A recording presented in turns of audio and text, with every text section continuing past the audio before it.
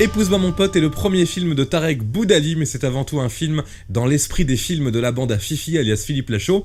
On peut lui trouver de gros points communs avec Alibi.com, Babysitting ou encore Paris à tout prix, le film de Rim Kérissi. D'ailleurs, pour ceux qui ont vu évidemment la bande-annonce ou encore l'affiche, on a marqué quand même après Alibi.com et après Babysitting 1 et 2, une sorte d'indice pour vous dire clairement ok, le film est réalisé par Tarek Boudali, mais vous y trouverez la même qualité, le même rythme que dans les autres films un petit peu siglés la bande à Fifi, Alibi.com et Babysitting. Dans Épouse-moi mon pote, Tarek Boudali incarne Yacine, un étudiant marocain qui va se retrouver expulsé de France après avoir raté son concours et invalidé son année d'études. Pour obtenir la nationalité française et conserver son travail, il va se marier avec son meilleur pote, Fred, qui est joué par Philippe Lachaud. Clairement, Épouse-moi mon pote, c'est une vanne à la minute, un rythme aussi soutenu que dans Alibi.com, avec toujours ce principe d'humour un peu échelonné.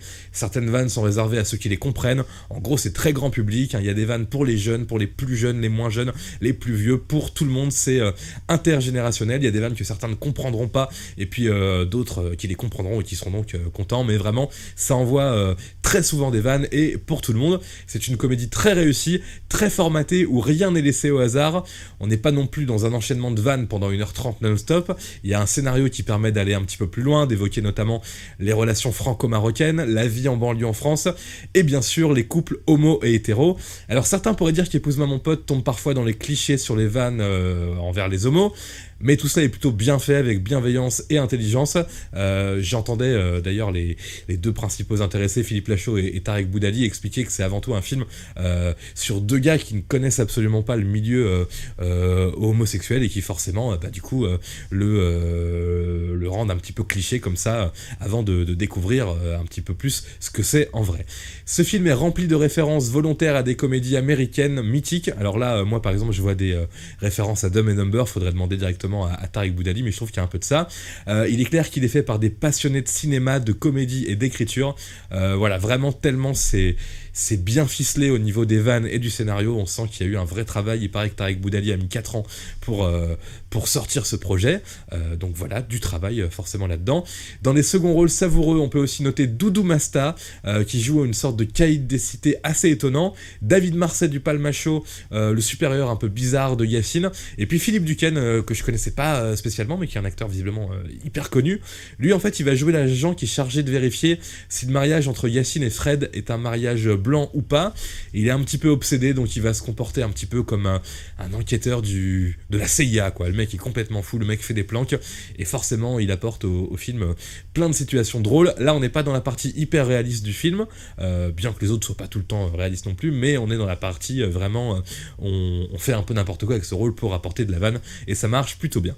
Bref, Épouse-moi mon pote est une comédie très puissante avec un scénario hyper intéressant et aussi la volonté de générer quelques émotions. C'est moi qui disais ça quand j'ai écrit cette sorte de critique, mais j'ai entendu Tarek Boudali le confirmer en promotion, c'est-à-dire qu'il dit vraiment que dans ce film-là, et c'est un peu pareil dans Alibi.com, il y a la volonté de faire une comédie, mais aussi de donner des émotions, certes un peu faciles aux spectateurs, mais qui sont là. Donc voilà, c'est à la fois une comédie, et il y a aussi ce côté un petit peu comédie romantique avec des vraies attentes au niveau de ce qui va se passer entre les personnages. Est-ce qu'ils vont réussir à rester ensemble, se séduire ou pas? Je parle pas du couple que vous voyez sur l'affiche, parce que là, vous l'aurez compris, c'est totalement bidon leur relation, mais sur leur relation à eux, dans le privé, en dehors de cette fausse relation. C'était pas très clair, mais c'est pas grave.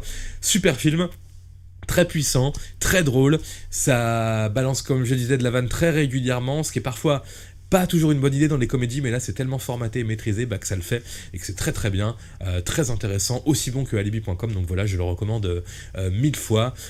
Vraiment, si on aime la comédie dans ce genre-là, vraiment on va être hyper heureux d'aller le voir. Et puis tiens, je terminerai en disant que j'ai préféré ce film-là par rapport à Coexister de Fabrice Eboué, parce que là, voilà, il y a vraiment ce côté un peu plus, je pense qu'il y a plus de budget sur ce film-là de Tarek Boudali, et puis c'est plus un produit de cinéma, de comédie, plus formaté, où les vannes sont plus présentes et elles sont moins choquantes qu'elles peuvent être un peu dans Coexister. Donc voilà, c'est un produit qui est plus grand public et qui est plus intéressant, je trouve.